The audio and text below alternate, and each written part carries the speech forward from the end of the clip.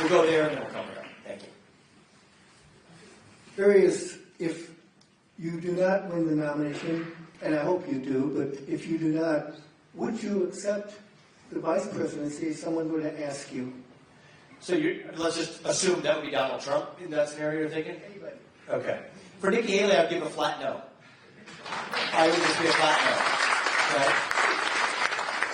For Donald Trump, people ask me this question enough times, and so I'll tell you what my answer has been, and then I'll click a layer deeper because I've had a chance to think about it a little bit more. For Donald Trump, I mean, look, I've enjoyed getting a lot of questions in the last few weeks where a number of people said they came in hoping that I would be Trump's vice president. They left asking if I would make Trump my vice president, which, yeah, I think is not a bad role for him, actually. Not that that's a demotion, but that's almost an emeritus role. I can rely on him as an advisor. One way or another, I expect to rely on him as an advisor. So I expect to be your next president. That's why I'm in this. And I'm going to be best positioned to lead this nation from the front. But, campaign's founded on truth. And so, enough people have asked me this question. I'm not a plan B person, so I can't really tell you my brain doesn't function that way. But I can tell you this. I need to know, for the same reason I gave you a flat no to Nikki, I need to know that Trump and I were on the same page on a few things. Are you serious about ending the war in Ukraine, or is that just a talking point about a 24-hour deal that you won't say what it is? Are you serious about actually ending the federal subsidies for a carbon capture pipeline, bending the knee to a climate change cult, and saying no to donor money, including from the likes of Bruce Rastetter, if that's necessary, to stand for what's right? Will we stop sending these subsidies to the carbon capture pipeline, making its way across half of the state? Are we actually going to follow through and pardon on day one every peaceful January 6th protester, even if it's politically inconvenient, rather than throwing them under the bus as part of some other project? Are we actually going to strip pharmaceutical companies, admit that Operation Warp Speed wasn't what we thought it should have been, and that we can at least acknowledge and learn from that to say that we will strip pharmaceutical companies of their special liability exemptions so that there actually can be justice where there has been injury? Are we serious about these things? Are we going to build that new building for the FBI? Because if so, I'm not in. If we're really going to get serious about shutting it down, we can have that conversation. And so I don't have the answers to those questions right now, but those would be minimal conditions for me to even entertain having that conversation. But if that's where we are, and if that's what the people of this country want, there's a better way to do this. And I'm standing right here. I'll on your little ballot tomorrow night, circle my name. We don't have to do the conditions. We can just get this right through the front door. That's why I'm in this race. And so I'm going to do whatever is right for this country. You have my word on that. This country has been kind enough to us. We've lived an American dream that my parents never imagined possible when they came to this country 40 years ago in search of opportunity. I've founded multi-billion-dollar companies. I did it while marrying a poor widow, raising our 2 sons, following our faith in God. That's the American dream. I'm worried that American dream isn't going to exist for our kids and their generation. That's why we're doing this. I've had all the success I need as a capitalist. This next phase of our life, our career, our journey is about recreating that country so we can pass that on to the next generation. I'll do that as the floor sweeper at the White House if I have to. It doesn't matter. It doesn't have to be at the White House. There's many ways to change this country, but I believe that what this country requires is a president who knows and deeply understands the law and the Constitution, but not just as a legal scholar pontificating about it. And I've written 3 books in the last couple of years, and I know what that looks like, and that's important. But somebody who can also execute that. And I think that's going to take a skilled businessman with energy and fresh legs to see this through. And so I've gotten that vice president question probably enough times. We get to the eve of the Iowa caucus tomorrow night. It is. I guess I had a chance to reflect on it. I'd have a long list of conditions, so long that it would just remind me of why I actually just needed to be the president to actually get the darn thing done. So that's my answer to your question. Thank you. Thank you, Vivek. So I was listening to Capitalist Punishment. Oh, thank you. Well, it was snowblowing, so I asked our library to get Woke Inc. on the audio. Have you read Woke Inc. yet? I have not. Oh, Woke Inc. is supposed to come before Capitalist Punishment. But they got it but they didn't tell me they got us on third on the waiting list. But they had one in the back, so I have it here to actually read, and I'd like you to sign it before we leave. I will. But I have a couple of questions for you. Piggybacking off of his, I've been watching your arch since this summer. As the youngest person to run as a Republican and a businessman, not a politician. And that's one of the reasons I liked Trump 8 years ago, is because he's not a politician, or he wasn't. Someone say you don't have the connections in Washington, so how do you respond to that? And then what would you, I'm not asking for a name, but what would you be looking for in your VP as a running mate? And then the second part of my question is, Iowa is now a constitutional carry state. What are you going to do to some of these liberal states are passing non-common sense gun laws? How are you going to fortify my 2A rights? I think constitutional carry should be the law of the land. That's an easy one. I've said that since I speak to the NRA this summer. The Second Amendment is the one amendment that protects all of the others, actually. People miss that. It's not about hunting and sport fishing, sport shooting. It's not what it's about. I have other hobbies. It's not that. I mean, that's really, we enjoy going to the shooting range as much as the next guy, but it's not about the hobby of it. Right. It's about the First Amendment and the Fifth Amendment and every other amendment that the Second Amendment is required to actually protect. China and Iran claim to offer you Second Amendment rights. They claim to offer you constitutional rights.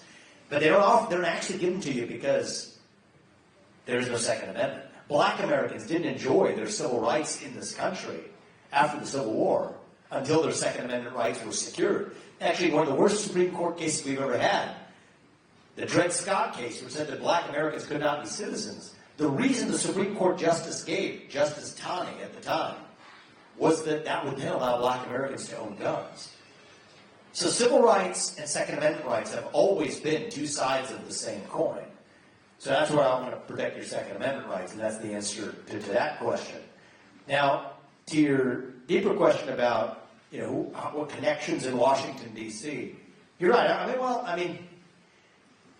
See, the truth is I've been a successful businessman. I wrote Woe King.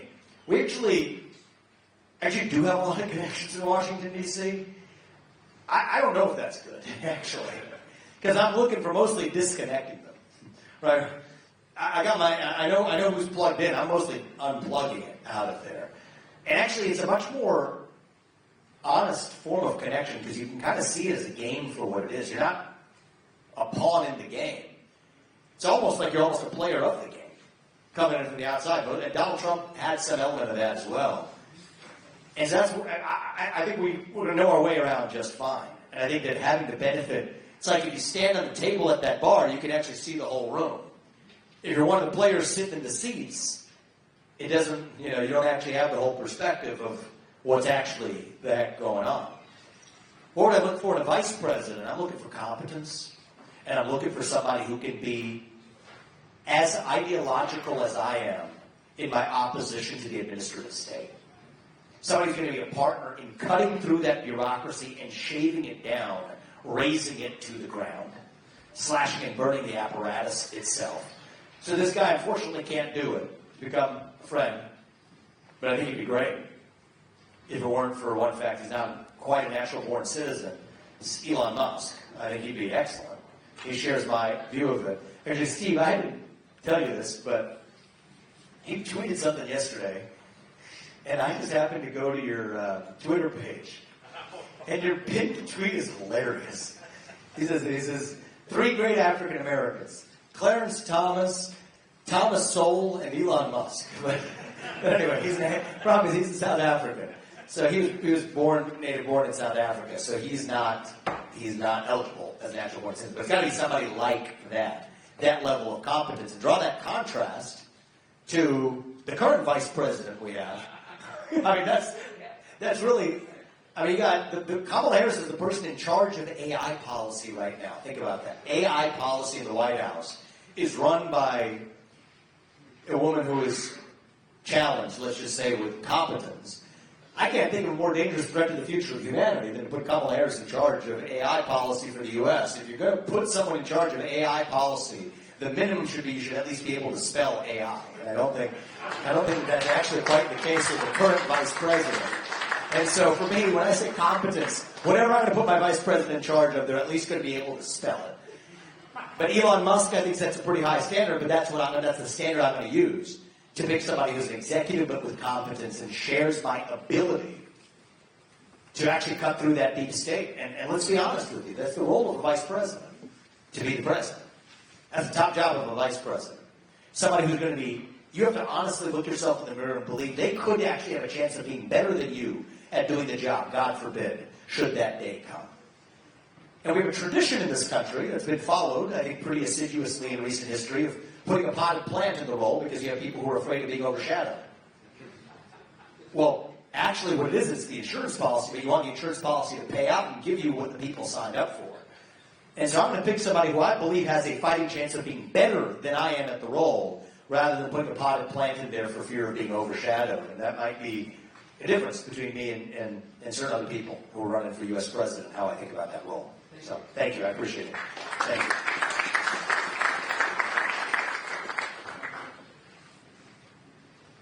Does it work there? Okay. My name is Travis. I'm from Dubuque. Thank you for coming. I'll be honest, truth, I'm a Trump supporter. I love a lot of stuff that you have. As of right now, you are. As of right now, I am. Left. Yes. However, I like a lot of stuff you have to say. My question is, what makes you think that what happened to Trump is not going to happen to you, and how do you plan on tackling that? Sure. I mean, some of us feel that this is a battle that we have to finish with the deep state, well, not the deep state, but with the left and everything. I'm not saying Both like that. the deep state and the left are Yeah. two sides of the same coin. But if we couldn't get Trump back, what makes you think we'll get anybody else back? Yeah. So they don't have on him what they have on me. Let's just get straight to that right now. We're in the middle of a war in this country, as I said. It's a war. There's no middle ground here. Either you believe in merit or you believe in group quotas. Either you believe in free speech or you believe in censorship. Either you believe in American exceptionalism or you believe in apologizing for who we are. There's no middle ground here. If you're in that war, I think we need a commander-in-chief, a general, to lead us to victory now, who is not yet wounded in that war. Somebody with fresh legs. Pick the general who's actually going to lead us to victory. If I was 80 years old and wounded 4 times over, I wouldn't tell you to vote for me either. I think you also get to be an outsider once. Trump was the outsider. I think I'm closer to Trump in 2016 than Trump today is to Trump in 2016, actually. Except with the learnings of those 4 years to get that head start and actually learn from it. And so there is a reason I'm the only candidate in this race who can tell you certain things. I mean, Steve King was going to go endorse Donald Trump. All Donald Trump needed to do was to actually take a position on the carbon capture pipeline. But he couldn't do it. And I think there are certain constraints. You talk about connections in Washington, D.C. At a certain point, you become connected. And then it's time to get somebody else new in.